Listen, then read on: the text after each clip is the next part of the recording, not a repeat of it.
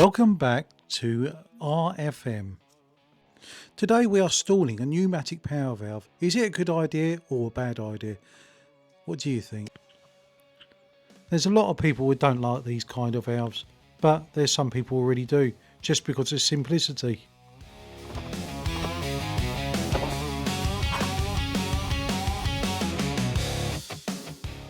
Today we are diving into a controversial swap on this Aprilia RS125. We will be removing the electronic solenoid system on there and replacing it with the pneumatic RAVE 2 unit. This isn't just about weight, it's about moving mechanical simplicity for this Italkit 140cc big bore build.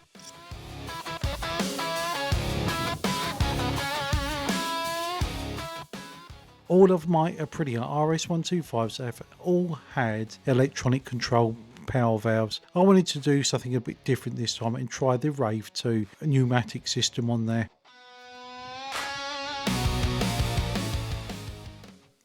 What kind of system have you got fitted, or are you trying to get one of these?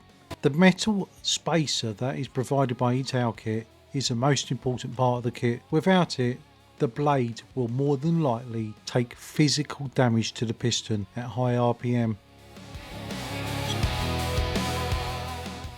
We are sandwiching it in between the gaskets to keep a nice airtight seal.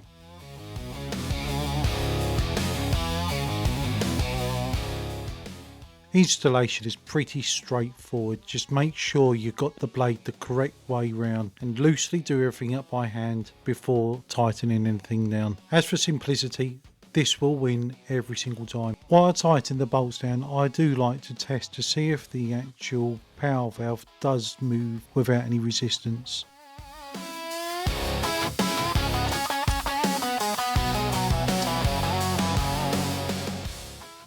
So if you're interested into wild modifications to engines, I will be converting this engine into an EFI.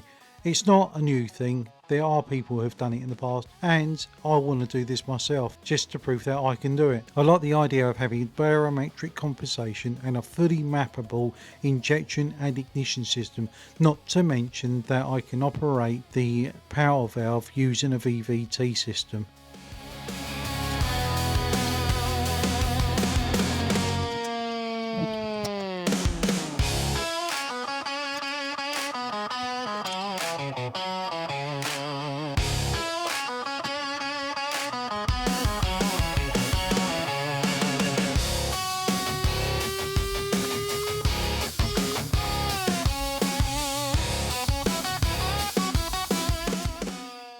So I'm going to remove the existing power valve setup from where it has been installed.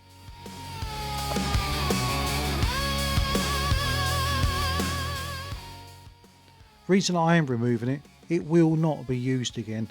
I will be eventually converting this into a progressive power valve using a servo. If you are interested in following along and watching an EFI conversion on a 2-stroke, then I'll be doing one on this channel. I have built ECU already and it does function quite well. If you haven't done already, I would really appreciate you subscribing and liking and probably doing a comment. Everything helps on this. I won't be binning the power valve yet, just in case I might need it for parts to make this progressive power valve. So it's safely going to be put away somewhere. When storing parts, put them in a bag. Now I've removed the power valve setup, it will be time to reinstall everything. So starting with the battery tray, the battery, then connecting everything back up again.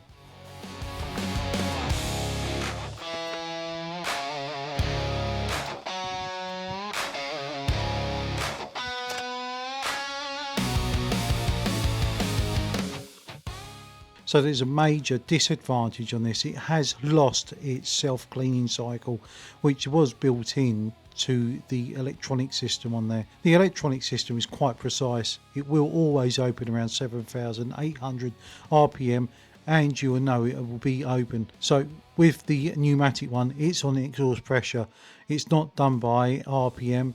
It's done by how much pressure is in that exhaust to when it opens. For a street bike, you might miss that aggressive binary snap that the electronic CDI provides at exactly 7,800 RPM. The Ital kit produces a massive exhaust bowl, so we're doubling everything up on there, so just make sure everything's all done up nicely and set up. Then you have that nice little 2-stroke engine.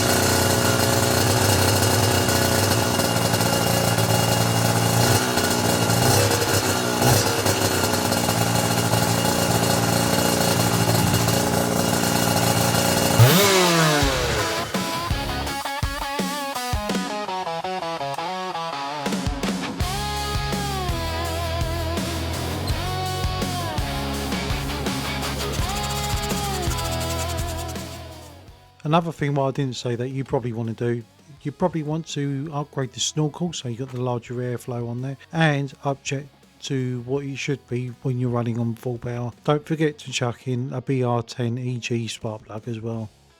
I'm just going to go over everything now, like putting all the covers on, bolting the fuel tank down, making sure I've got enough 2-stroke oil, putting the seat back down, some more fresh fuel, and we'll go for a little test ride.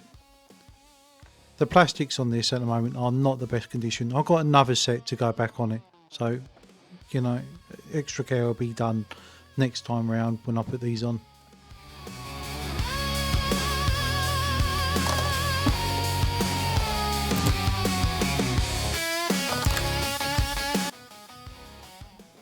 So I have already recorded the test ride and it will be available for you to watch already.